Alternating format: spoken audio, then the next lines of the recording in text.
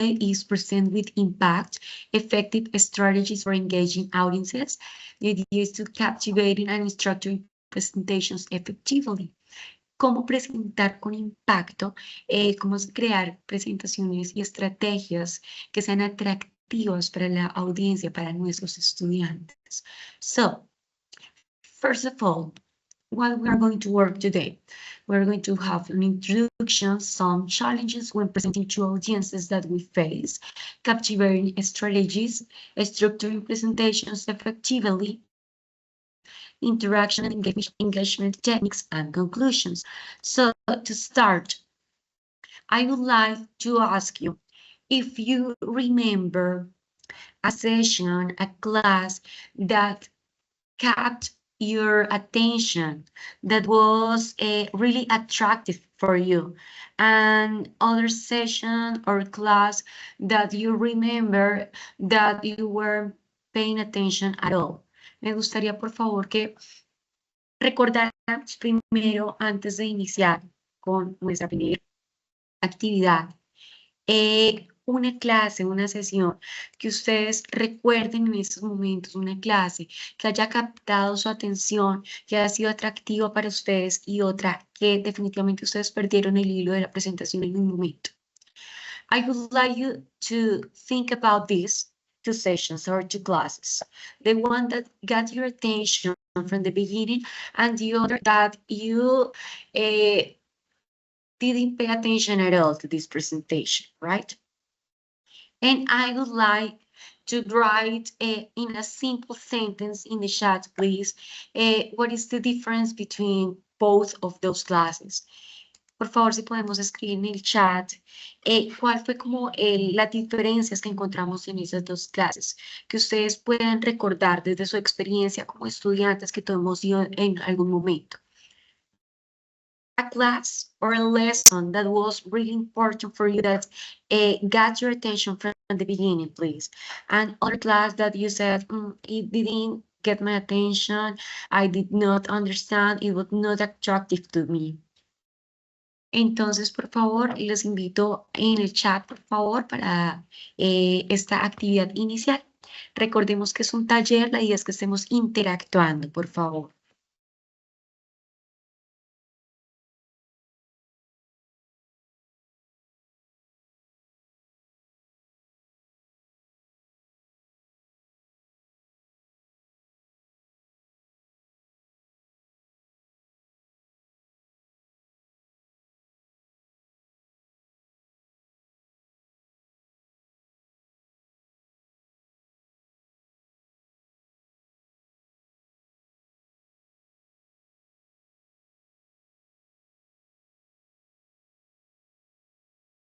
Professors, remember the idea is to interact a little bit.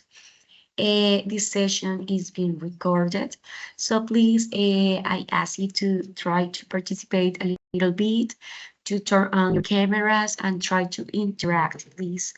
So, I tell you again, the first activity. The idea is to think about a class or a lesson that you remember that got your attention, and other lesson that didn't get your attention at all. Una sesión donde ustedes recuerden. Bueno, la profe Carolina nos dice, the class that I liked the most was the one in which we could play roles with our classmates. The class that I didn't like was the one in which the teacher did not explain the questions we asked. Okay, thank you so much, Adriana. Who else, please? The teacher used gamification to explain the topic. We had quizzes, team challenges, and even a mini leaderboard. Okay, thank you so much, Kelly. Okay, so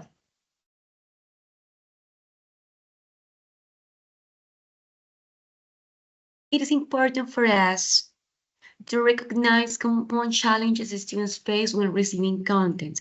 So we have like some goals at the end of this workshop. So how to apply strategies to capture and maintain attention, how to structure presentations to improve clarity and retention, and reflect on our own practice and apply changes immediately. Sometimes we need or we know when an activity, a lesson didn't go as we planned at the beginning. So it helps us to reflect and to give or to apply some changes. So the idea here is that we reflect on this. Why presenting requires more than content?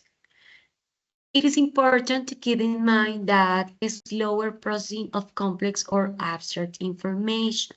Sometimes our students don't process all the information we are giving them at the same time. Sometimes we give a lot of information at the same time, and it is complex for our students when give so much information together that we don't explain step by step.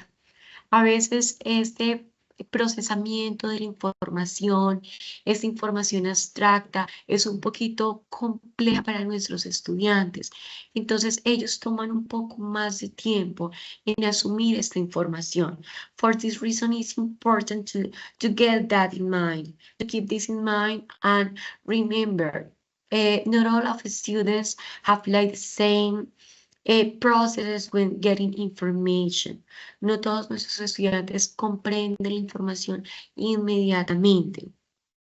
Also, another important challenge that we face is limited academic vocabulary, que nuestros estudiantes muchas veces no tienen un limitado vocabulario académico. ¿Sí? Cuando nosotros estamos presentando una idea, si estamos usando términos demasiado académicos, it is a little frustrating sometimes. Students can get confused. Nuestros estudiantes se pueden confundir un poco, puede ser un poco frustrante. For example, if I start talking all the time in a complex vocabulary and we are just beginning to learn English, it can be frustrating for you. Si empiezo de pronto a dar mucha información en inglés, si empiezo a usar términos, expresiones que son un poco complejas y apenas estoy aprendiendo inglés, pues va a ser un poco frustrante. Lo mismo sucede con nuestros estudiantes. Si de pronto estoy en otra área académica y empiezo a usar vocabulario, contenido que es extremadamente académico. So the idea is to use vocabulary that it is clear for our students to understand. Another challenge that it is faced for our students is the fear of asking questions or making mistakes. Indeed, we ourselves has some fears sometimes of asking questions. Algunas veces nosotros mismos enfrentamos esos temores a hacer preguntas, a cometer errores. So it is important to keep in mind that our students face this fear as well, que nuestros estudiantes también enfrentan estos miedos. Entonces, ¿cómo puedo hacer que mis estudiantes pierdan el temor en hacer preguntas, en cometer errores? To explain our students that there are sometimes not wrong answers. Muchas veces decirles a nuestros estudiantes que no hay respuestas erróneas si estamos dando apenas como una idea general, si estamos explicando un tema, que no hay preguntas que no deban realizar. Sometimes this fear makes our students to avoid speaking, avoid interacting, so it can get our students not to focus on what we are teaching them.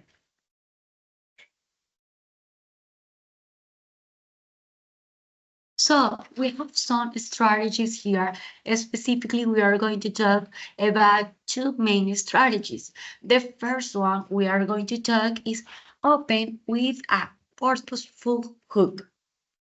Entonces, vamos a hablar principalmente de dos estrategias. La primera estrategia de la cual vamos a hablar es cómo nosotros podemos dar como ese apertura a la idea de la cual vamos a estar hablando. ¿Cómo puedo dar una buena apertura al tema del cual voy a estar hablando? So here I have some effective hooks for our students. So the first one, eh, ¿me pueden confirmar, por favor, si me están escuchando? Claro, es que hay como ruido alrededor y no sé si esto permite que me escuchen con claridad.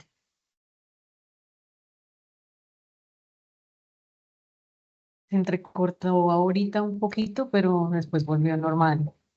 Vale, gracias, profe. Okay, so some effective hooks. Real life scenario they can relate to. To give like a real clear scenario, a clear stage, activities or situations that our students can relate to. Darles un escenario de la vida real en el cual nuestros estudiantes se puedan relacionar.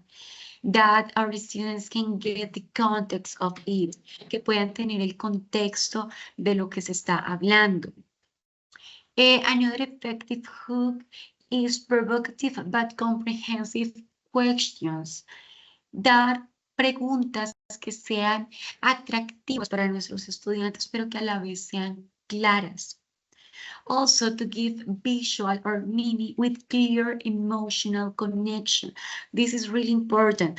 How we can connect with our students' emotions through our visual images, through memes.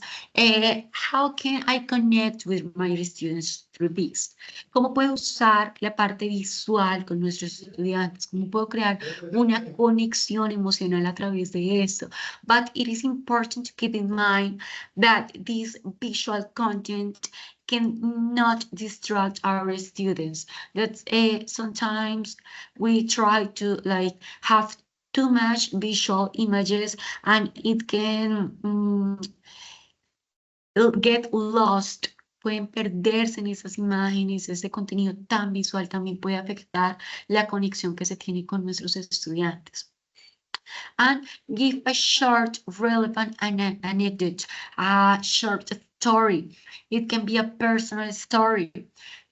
For example, if I'm going to talk about something, I can give a short, really short story about it to connect with our students, to connect the idea with the reality. Conectar con nuestros estudiantes a través de una historia súper corta. Yes, this session is being recorded. So, for example,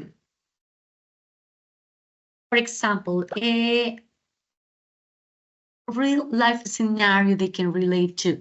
This goes for different areas, right? For example, if I am teaching English,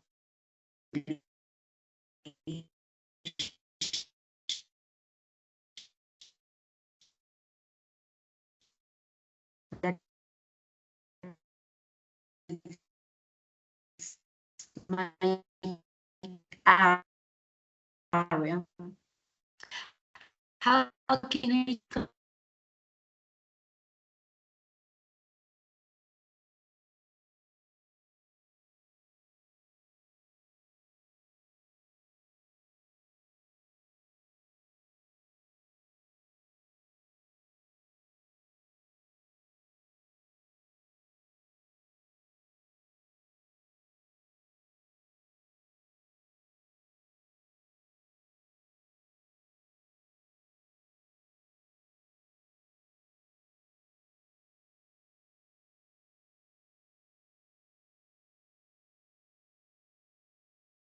we can hear you?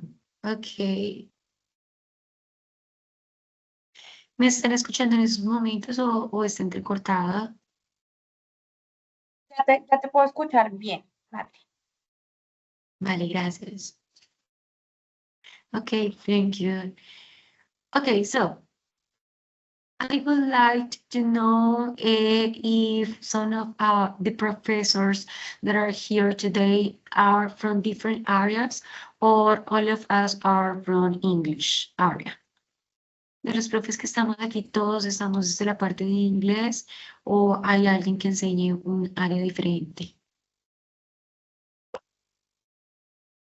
Una dice, ok, thank you so much, Adriana. Los demás.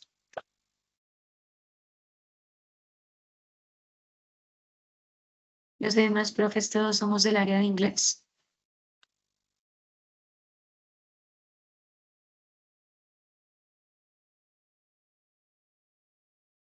Chinese. Okay, thank you.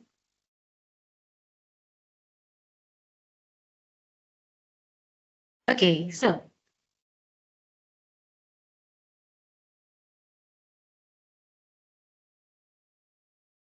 now our second strategy, reduce linguistic load. Sometimes less is more. Sometimes we try like to give so much information, so much content that it can get the ground information. So for this, how can we improve engagement? Sometimes it is good to use shorter sentences and pause between ideas. So, for example, it is better to do like some pauses to give the ideas on sentences, short but clear sentences. Also, emphasize in keywords with voice and slides. Emphasize it super clear with the keywords, with the content that we're trying to give our students. Visuals also should support, not compete with our speech. As I told you before, sometimes we try to innovate, to use so much images, to create like a slides super nice, but it can get our students distracted from what we are telling them, and focus on one idea per slide. Sometimes we try like to get so much information in just one slide, in just a chart. It's too much information that it is not visually attractive. It is not visually engaging. So it can get bored. Students can get bored from that. So for example, I would like to talk about this. If I use visual, for example, in this image, yeah, it is I think it is not too much, yeah. Sometimes we try like to put so much content in it that it can get confused.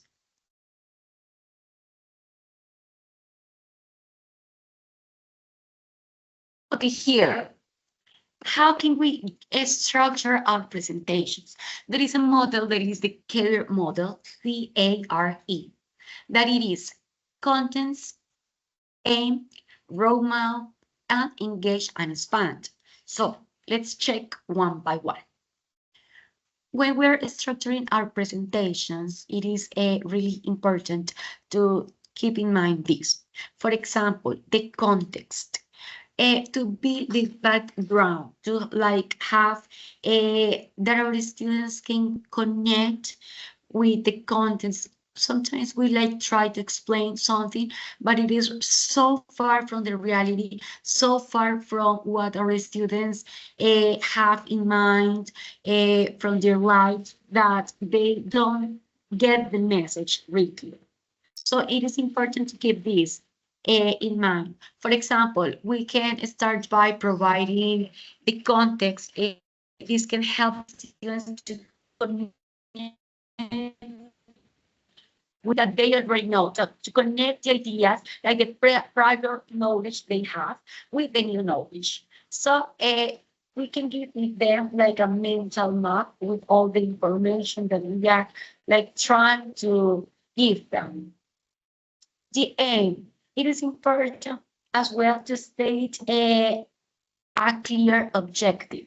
So our students can know what is the objective of the presentation.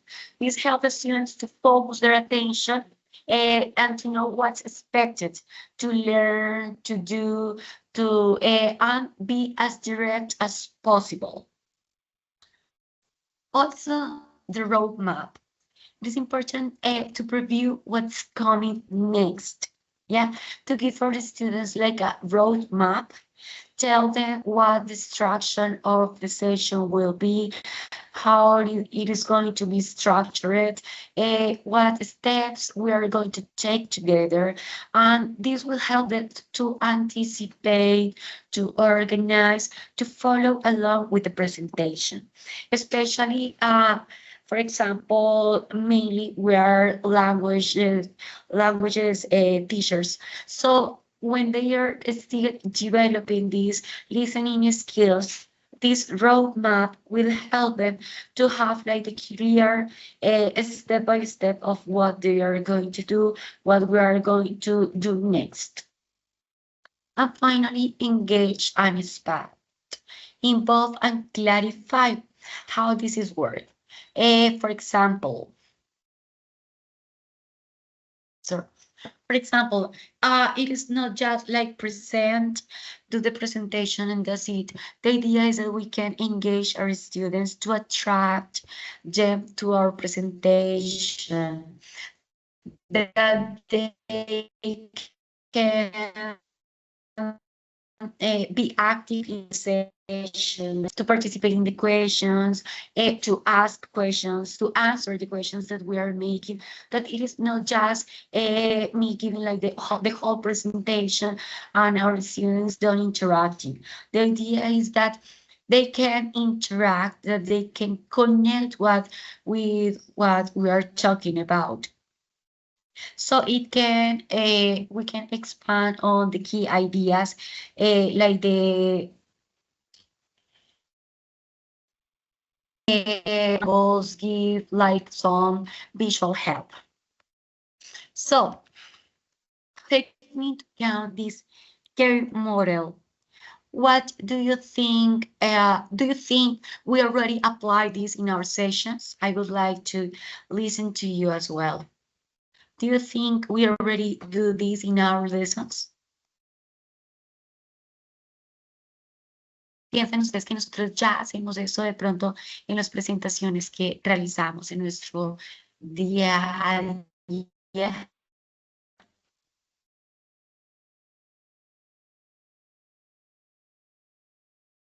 Les escucho, profes. What do you think about it?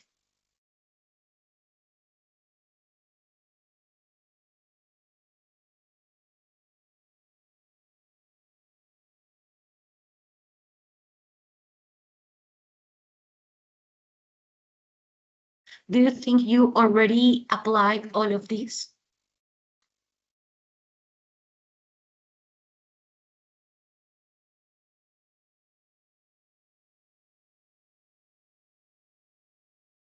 Yes, Nicole.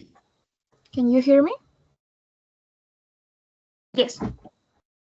In my case, I believe I use all of them, but probably the context is not something that I often get in my mind. So maybe because we live in the same in the same place or something like that, or the same country, we assume that every one of us know the context. Yes, but I guess that is something important because probably you're talking with a student that I don't know lives outside or in a countryside or something like that, and of course that it's very important to make a good presentation and a good planning of your class. So I think that it's something I have to improve about my classes.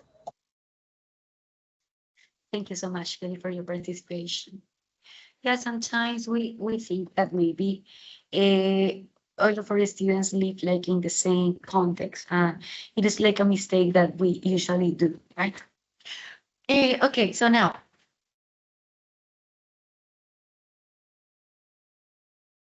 engage through interaction. We were talking about interacting with our students.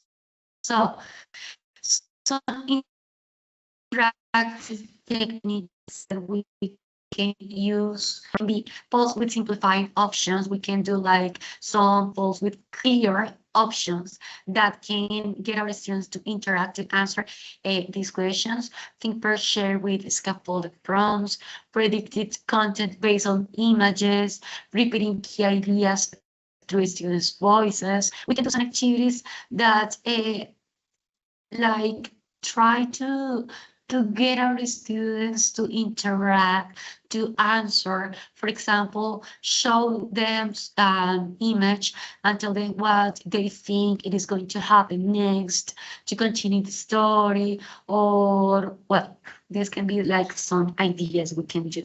Repeat the key ideas. Yeah, it is really important to emphasize, to be like super clear, like with the main ideas. And something that I do as well that works really good is that I like call some students out and ask them to read some sentences. So I know that they are present in the presentation that we are given, that they are participating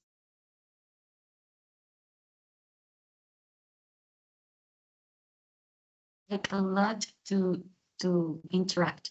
So what other interactive activity do you do with your students, teachers? ¿Qué otras actividades ustedes hacen con sus estudiantes para interactuar en nuestros ambientes virtuales? We would like to listen to you, please.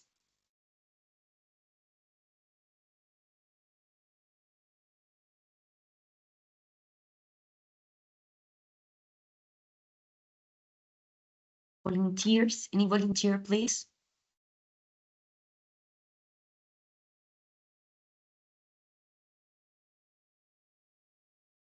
Games or play, okay, thank you. Someone else? Brilliant.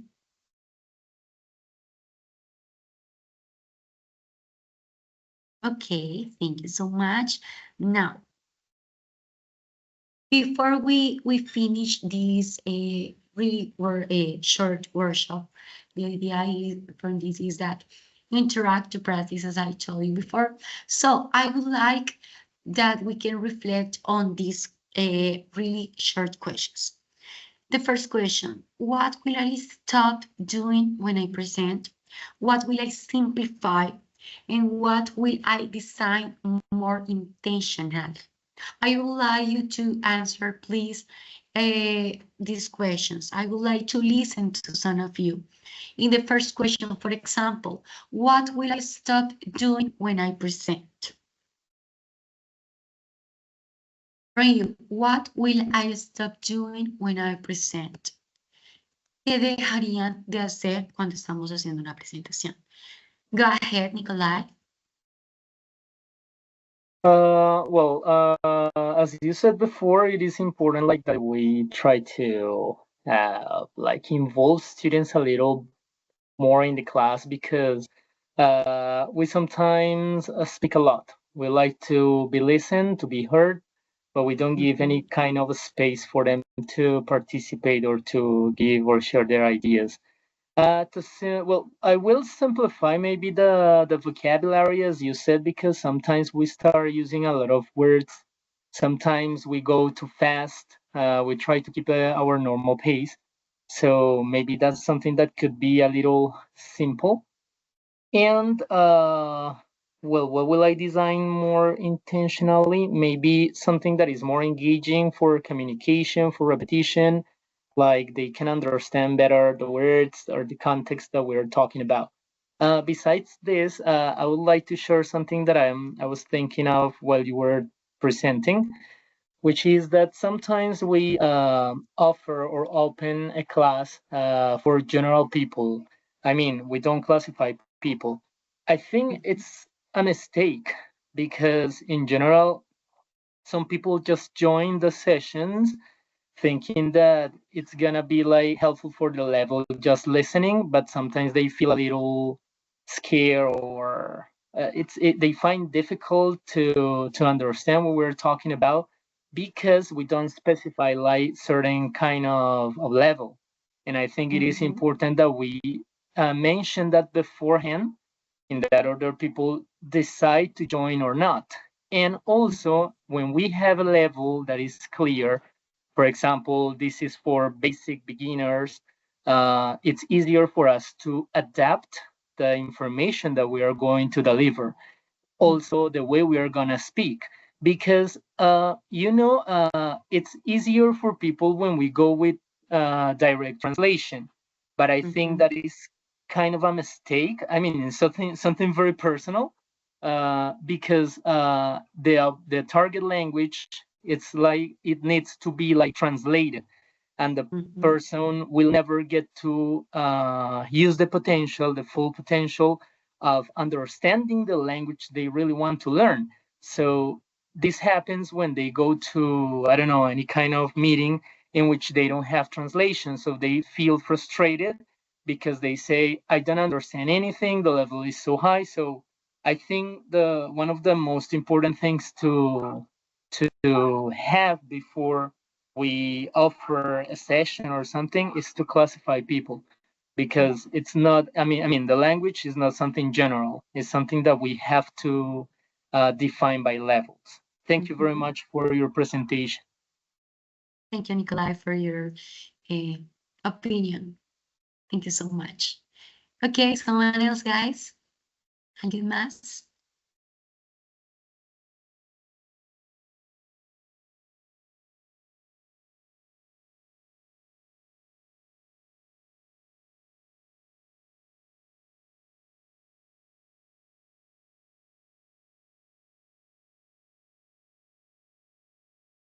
Okay, no more volunteers.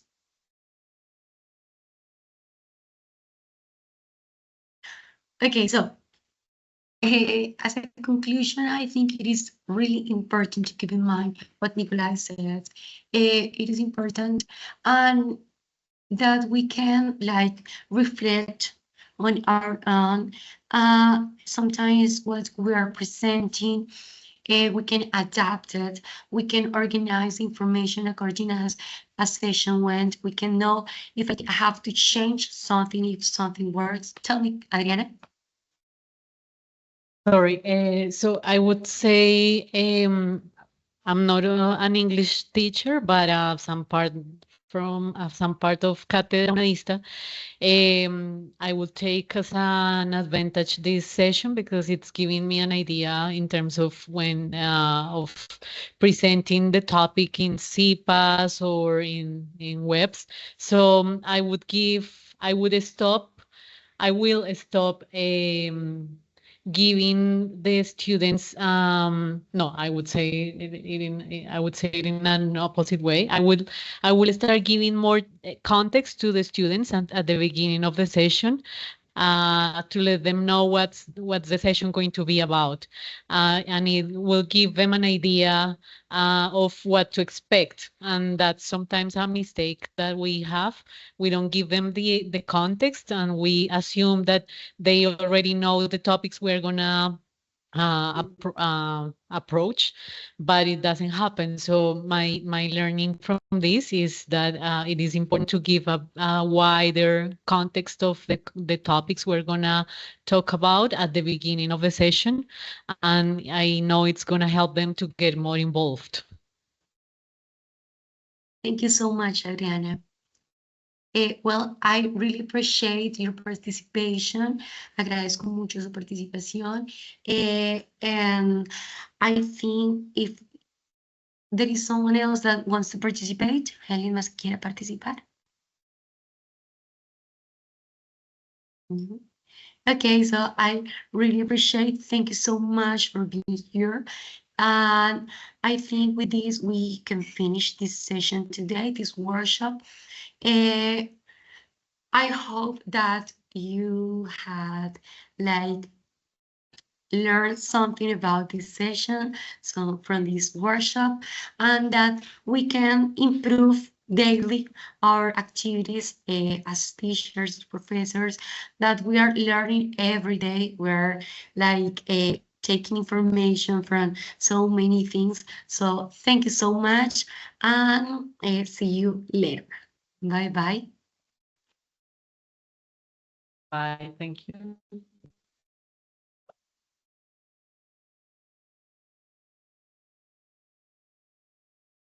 Thank you.